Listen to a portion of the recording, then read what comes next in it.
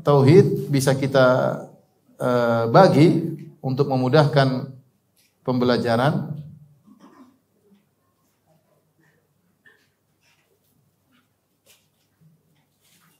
Kita bisa bagi menjadi 3. Tadi tauhid rububiyah,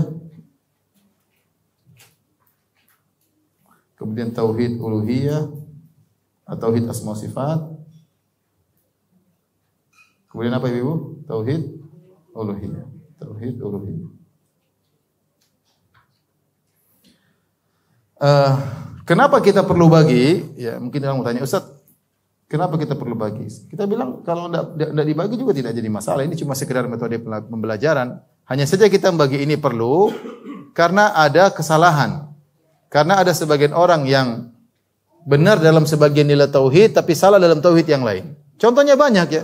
Sebagian orang Islam ya, kita dapati kalau kita tanya siapa yang menciptakan alam semesta, kata dia Allah Subhanahu wa taala. Malaikat ikut menciptakan enggak? Nabi ikut menciptakan enggak? Tapi ketika dia pergi ke kuburan dia minta kepada Sayyid Al-Badawi. Saya kemarin baru sempat putarkan klip video bagaimana seorang ibu datang kepada kuburan Sayyid Al-Badawi, dia mengatakan, "Ya Sayyid Al-Badawi, Syekhul Arab, syekhnya orang-orang Arab, ishfili, sembuhkanlah aku. Ishfili ibni, sembuhkanlah putraku." Dia minta langsung kepada mayat. Contoh. Dan ada sebagian dai-dai yang menyuruh kalau kamu dalam kondisi sulit, mintalah kepada wali-wali. Ini ada, bukan omong kosong, ada sekarang kita bisa lihat di YouTube, dan ada dai-dai yang menyuruh kepada demikian. Ya. Jadi kalau ada masalah, kita suruh panggil, "Ya Abdul Qadir Jailani, aghithni, tolonglah aku. Wahai Sayyidil Badawi, aghithni, tolonglah aku." Ini syirik ya. Jadi timbul sebagian orang yang tidak menjalankan tauhid secara totalitas. Sehingga kita perlu membagi agar kita jelaskan mana poin yang keliru. Makanya di antara fungsi pembagian tersebut, boleh kita katakan apa fungsi pembagian?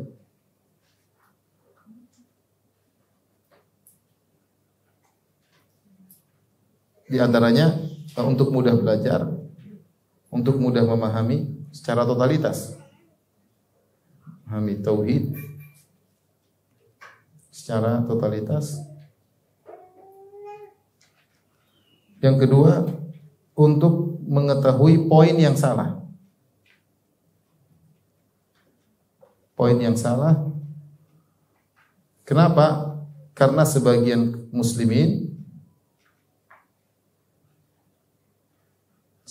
kaum muslimin hanya bertauhid secara parsial, ya. Hanya bertauhid secara parsial. Tidak total. Parsial, tidak totalitasnya. Saya contohkan tadi, masih ada orang Islam, contoh yang parsial doang, contoh secara parsial, contoh ada yang meyakini rububiyah Allah, tapi berdoa kepada makhluk, Kemudian juga menyembelih untuk jin misalnya.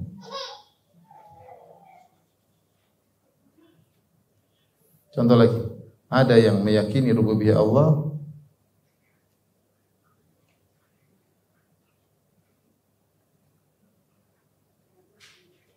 ya, tapi percaya dukun, tahu ilmu gaib. Tapi percaya dukun, tahu ilmu gaib.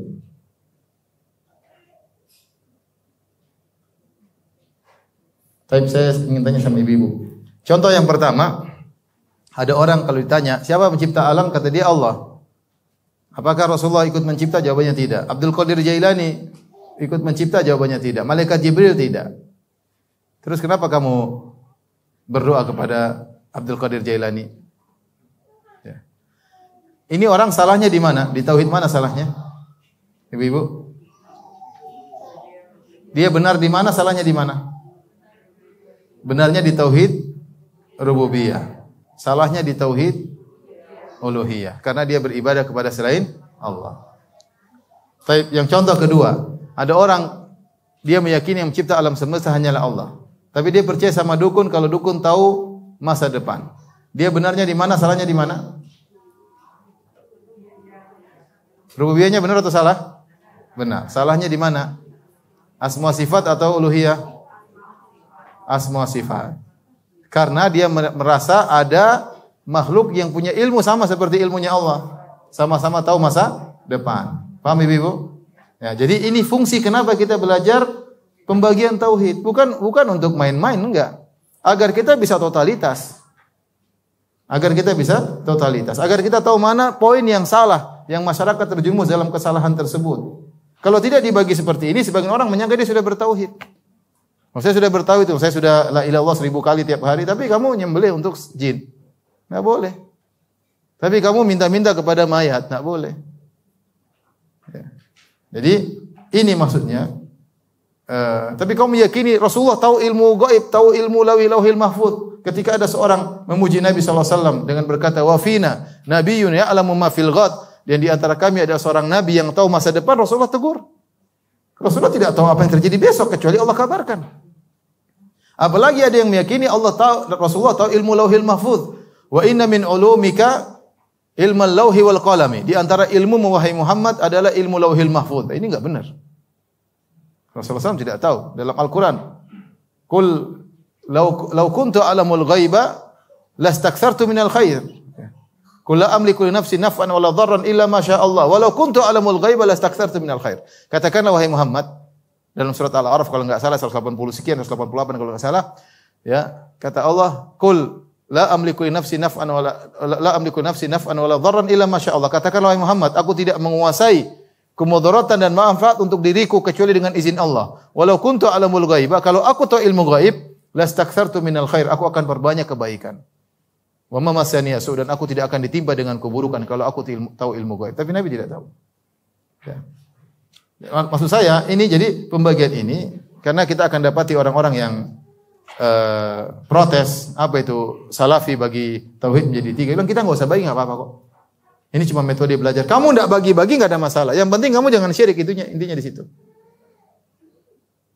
Kamu jadi masalahnya mereka kadang bicara cuma istilah. Sekarang antara kami dengan kalian kita sepakat enggak dalam kontennya?